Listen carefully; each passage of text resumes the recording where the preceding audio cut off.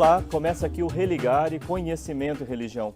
Mesmo com a consolidação da democracia e com os notáveis avanços institucionais, a sociedade brasileira segue marcada pela desigualdade. No Religare Conhecimento e Religião de hoje, eu converso com Robson Sávio, ele é doutor em Ciências Sociais pela PUC Minas e um dos organizadores do livro Igreja e Sociedade, Análise em Perspectiva.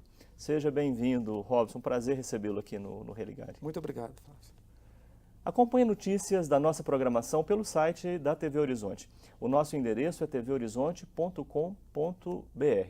Pelo canal Religare Conhecimento e Religião no YouTube, você acessa também os vídeos das nossas entrevistas. Nós estamos também nas redes sociais. Basta procurar por Religare Conhecimento e Religião e deixar os seus comentários para a nossa equipe. Robson, no final de 2015, o Nesp completou 10 anos e lançou esse livro Igreja e Sociedade, Análise em Perspectiva. Queria começar a nossa conversa primeiro falando sobre o papel que tem o Nesp, né, como órgão da Arquidiocese de Belo Horizonte, da PUC Minas, o Núcleo de Estudos Sociopolíticos. Falar um pouco do contexto que tem o Nesp no debate sobre os movimentos de fé e política, né, e também sobre o livro que vocês organizaram. Sim, o Nesp completou agora esses 10 anos de criação. É um órgão que tem uma especificidade desde a sua criação. Várias dioceses do Brasil têm grupos de fé e política e tem formas de articulação desses grupos, principalmente através de escolas de fé e política que fornecem uma espécie de formação permanente para militantes cristãos que querem trabalhar com temas mais próximos da realidade social e política, dentro dessa missão também do cristão de atuar no mundo, né? De transformar o mundo. As várias dioceses do Brasil organizam esses grupos em formatos diferenciados. Aqui na Arquidiocese de Belo Horizonte se optou por uma forma que compõe representação da Arquidiocese por um lado, participação da PUC Minas por outro, formando um grupo gestor responsável pela articulação dos movimentos de fé e política, práticas de fé e política que aqui se organizam, mas principalmente tendo em vista a participação da universidade, um papel fundamentalmente dirigido à formação. Uma formação permanente e continuada, e essa formação ela é feita em vários tipos de ações. Produção de material didático, não somente para os militantes dos grupos de fé e política, mas também para o nosso alunado da universidade, produção de eventos, convites em anos eleitorais para a promoção de debates, encontros e discussão, organização no âmbito da Arquidiocese, por exemplo, de ações muito específicas, como foi a Lei 9840 de combate à corrupção eleitoral, que foi uma lei de iniciativa popular, a lei da ficha limpa e, muito recentemente agora, a questão do projeto de lei de iniciativa popular visando o financiamento das campanhas por empresas. Então, nós temos uma diversidade bastante ampla de ações, mas temos essa especificidade que é uma universidade associada aos representantes dos grupos que estão presentes em paróquias, movimentos sociais, pastorais, regiões episcopais e outros, que se associam para otimizar esse trabalho um pouco nessa perspectiva de agir politicamente para a construção de uma sociedade mais justa, mais democrática. E um dos processos é, por exemplo, a preparação de materiais como esse livro recentemente lançado, Igreja e Sociedade, Análise em Perspectiva, que inclusive você trouxe aqui para os nossos telespectadores, né? Exatamente. Esse livro é um livro comemorativo dos nossos 10 anos, né, de atuação, que completaram agora no dia 28 de novembro de 2015. É uma coletânea de textos de análise sociopolítica e eclesial. Nós resolvemos oferecer para o nosso público, e o livro está disponível no Nesp para aquelas pessoas que se interessarem, podem entrar em contato inclusive com a produção do programa que nós disponibilizamos. Uma parte ele produz uma análise com uma série de especialistas e experts sobre a realidade social e política brasileira, mas também nós temos uma parte com a produção sobre a realidade eclesial no pontificado do Papa Francisco.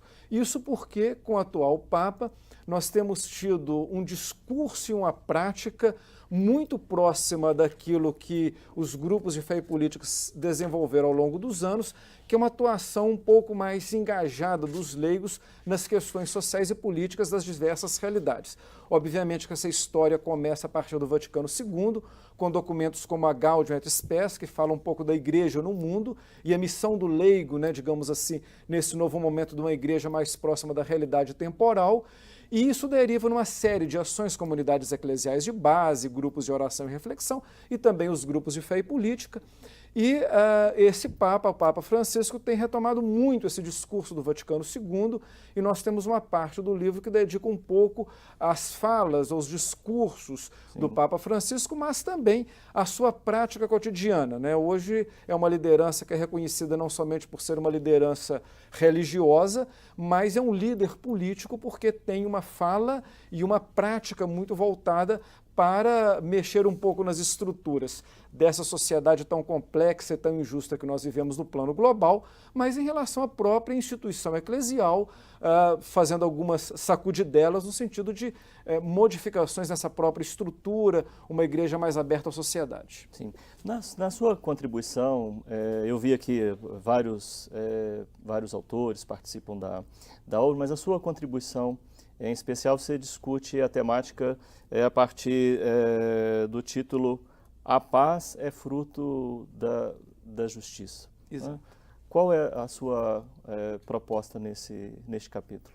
Bom, nós sabemos que eu fiz uma cola, né, um Ctrl+C do título do profeta Isaías, né? E que eu acho que é repetido um pouco em toda a vida de Cristo, né? A minha reflexão é tentar mostrar que nós vivemos numa sociedade altamente violenta, com vários tipos de violência real e simbólica. Então não é somente a violência da morte, do homicídio, a violência armada, que no Brasil, diga-se de passagem, é um dos países onde mais se mata no mundo, mas é a violência também simbólica do preconceito, do racismo, da intolerância, inclusive religiosa. E, ao contrário daquela ideia de que o brasileiro é um povo alegre, solidário e pacífico, o que a gente vê nas nossas pesquisas do cotidiano é que mostra que há uma violência difusa muito grande. E, especificamente no campo político, professor Flávio, nós tivemos um recrudescimento dessa violência nos últimos anos. Eu tento mapear aí um pouco o que acontece a partir das jornadas de junho de 2013, depois as últimas campanhas eleitorais, e um caldo, né, um rescaldo de um ódio bastante difuso no seio da sociedade, que na verdade compõe um cenário de muita violência, de muita injustiça, e um pouco do argumento que eu desenvolvo é que não é com mais repressão, com mais segregação, com mais ação violenta que nós vamos resolver esse problema. Qual é o papel do Estado aí nesse tema? Não? É um papel fundamental, porque nós temos uma origem de um Estado brasileiro que sempre foi um Estado muito elitizado, patrimonialista, muito voltado para atender demandas de um segmento da população em detrimento dos demais, e numa sociedade que vai se tornando mais democrática, mais plural, não é possível você manter a paz dos túmulos. Ou seja, as pessoas elas vão tendo acesso aos direitos, tendo consciência da sua ação enquanto cidadãos e não aceitam mais esse lugar subjugado por outro. Né? E aí você começa a ampliar um pouco aquele caldo latente de revoltas e de indignação das pessoas. E isso acaba, inclusive, aumentando os níveis de violência real e simbólica num Estado, por exemplo, cujos mecanismos de produção da justiça são muito injustos. Se nós verificarmos, por exemplo, as polícias brasileiras são as mais violentas do mundo. Se nós verificarmos nosso sistema de justiça criminal, é o mais seletivo. Portanto, no Brasil, quem são aqueles que são presos, por exemplo? São os pobres. Será que os pobres são os mais violentos e perigosos? Ou será que é uma seletividade na produção da justiça? Ora, num contexto de uma sociedade em que as instituições do Estado produzem muita violência, e numa sociedade mais democrática, mais aberta e plural, a tendência das pessoas também é começarem o tempo todo a tentar infringir as leis, a agir no limite da irresponsabilidade, potencializando essa situação. Então, por isso, a importância da justiça. Quer dizer, nós precisamos de trabalhar enquanto Estado e sociedade na produção de um país menos desigual, onde a produção da justiça social seja algo importante para todos. E é a partir de uma sociedade mais justa, não somente sob o ponto de vista econômico, mas mais justiça cultural, menos violência, menos racismo, menos ódio, em que não há tanta assimetria que deixa as pessoas quase que em mundos diferentes, é que nós poderemos trabalhar numa perspectiva de paz. Então, Agora tem uma questão aí também, que a gente vive numa sociedade, como diz o Bauman, crescentemente individualista. Esse também é um desafio, não, para pensar esse tema. sem dúvida, né? E plagiando o Bauman, que diz a gente a curto prazo tem que ser pessimista. Podemos ser até realistas e otimistas a longo prazo. Por quê? Porque é claro que quando a gente faz uma análise da sociedade brasileira, nós temos todos os elementos que conformam uma determinada cultura, com todos os seus problemas e as suas potencialidades. Mas numa sociedade que é cada vez mais globalizada, nós temos que pensar que o Brasil está dentro de um contexto muito mais amplo. Se você vê, por exemplo, hoje a comunicação, nós temos uma comunicação globalizada. Né? As pessoas elas sabem o que está acontecendo em todo o mundo, né? As redes sociais, mas não é só isso, né? Os fluxos de comércio, de pessoas, as demandas que, né, vêm de um país para o outro. Mas o que eu diria que é o mais marcante nesses últimos 30 anos é uma nova formatação do capitalismo internacional, muito denunciada inclusive pelo Papa Francisco.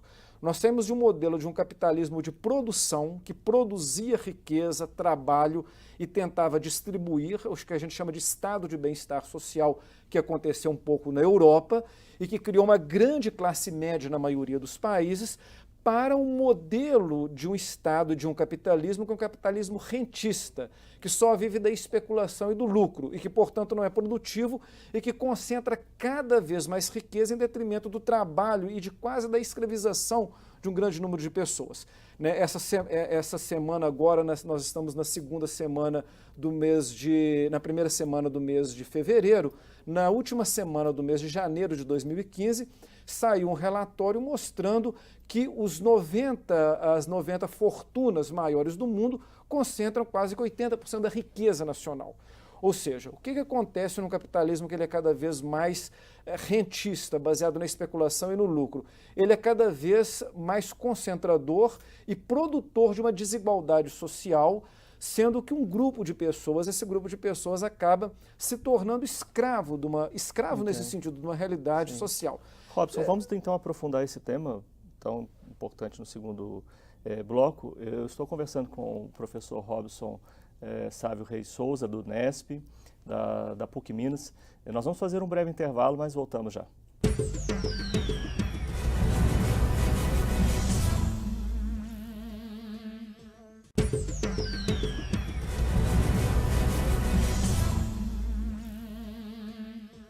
Estamos de volta com Religare, Conhecimento e Religião.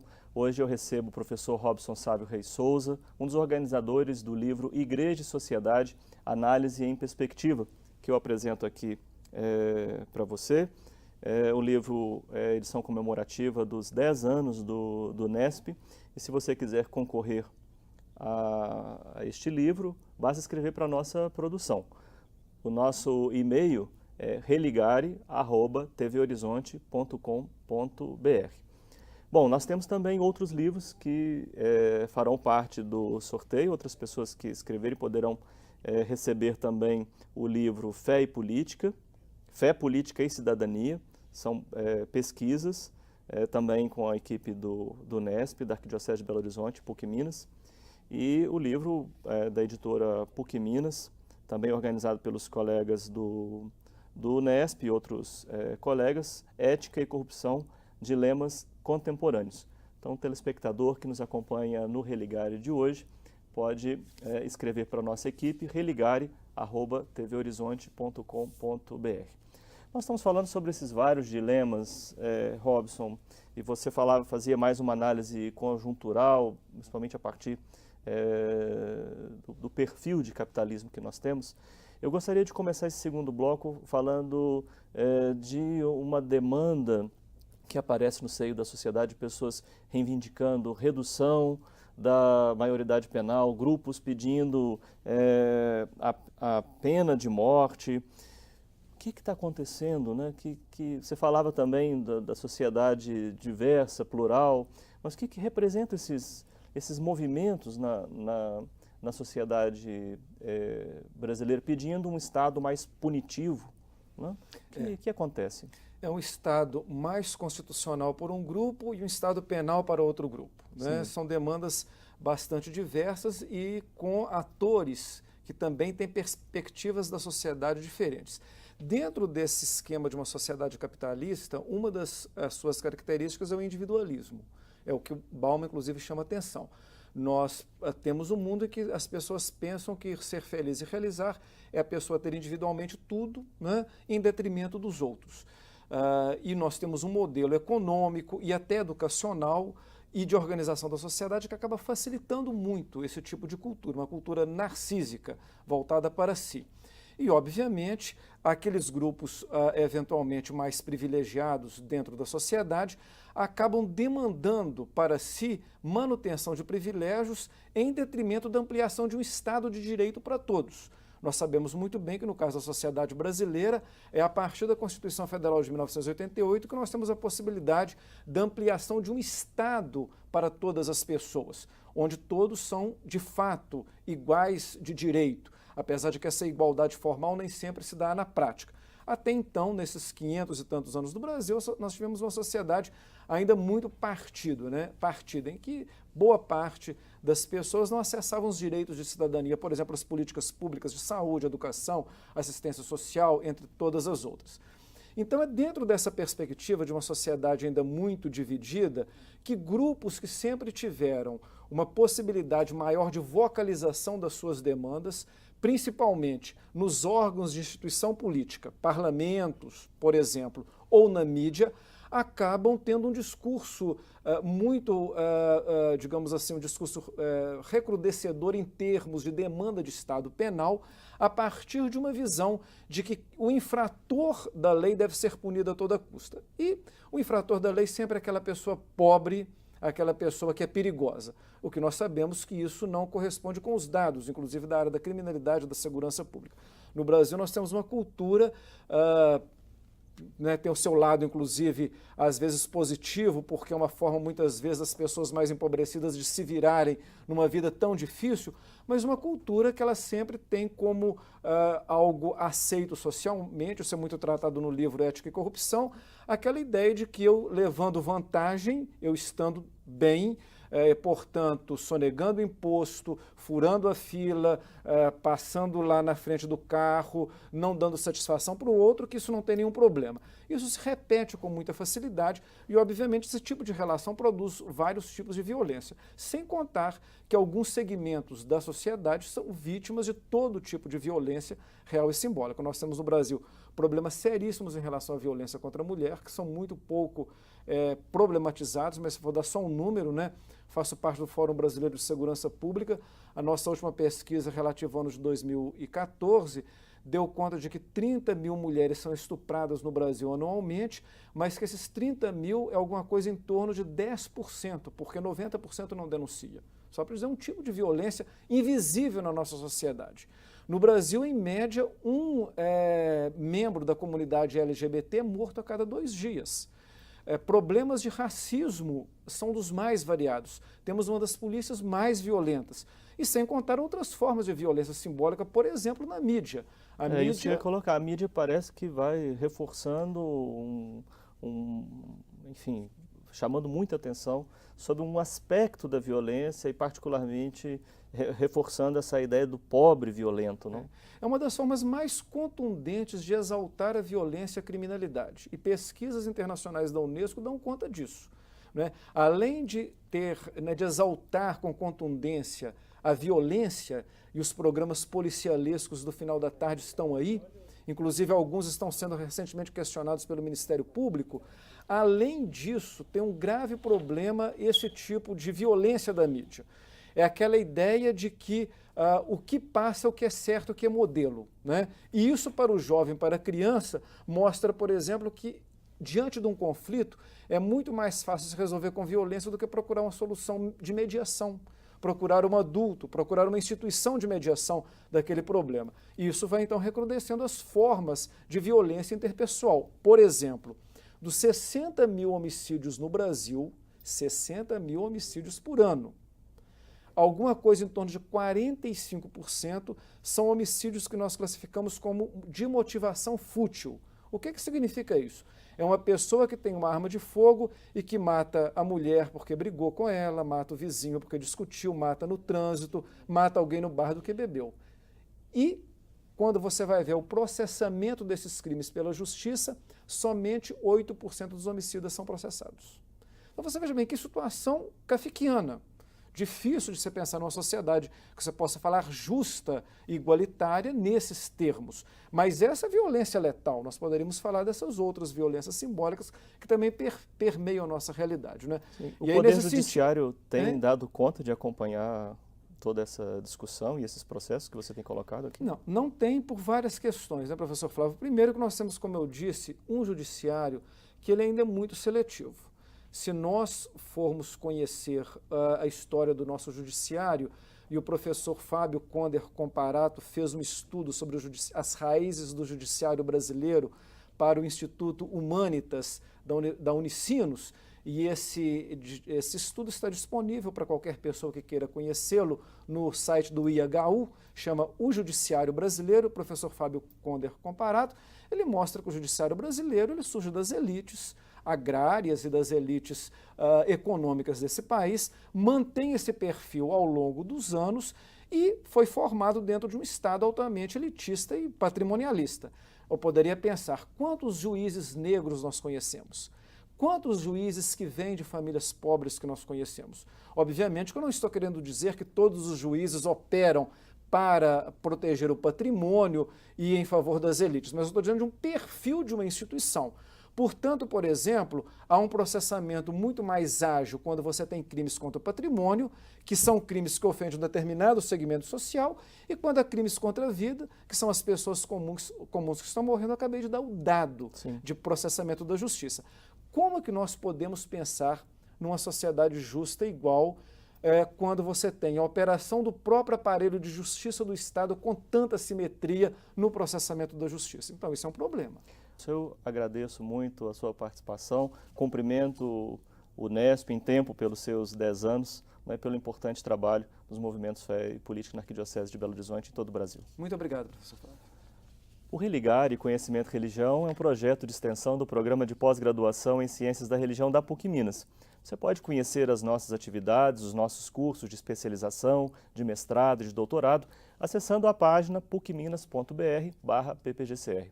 Obrigado a toda a nossa equipe. O Religar de hoje fica por aqui. Obrigado pela sua companhia. Um abraço muito cordial e até a próxima semana com o novo Religar e Conhecimento e Religião.